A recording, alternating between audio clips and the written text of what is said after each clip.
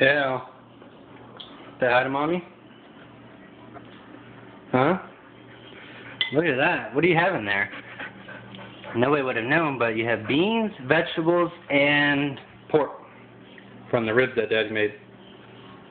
Is it good? You already had a whole bunch because you were crying. I had to wait for it to cool down so I could give it to you. But now it's not cold, too hot for you. Is it good? Eat it. Eat it. Eat it. Eat it.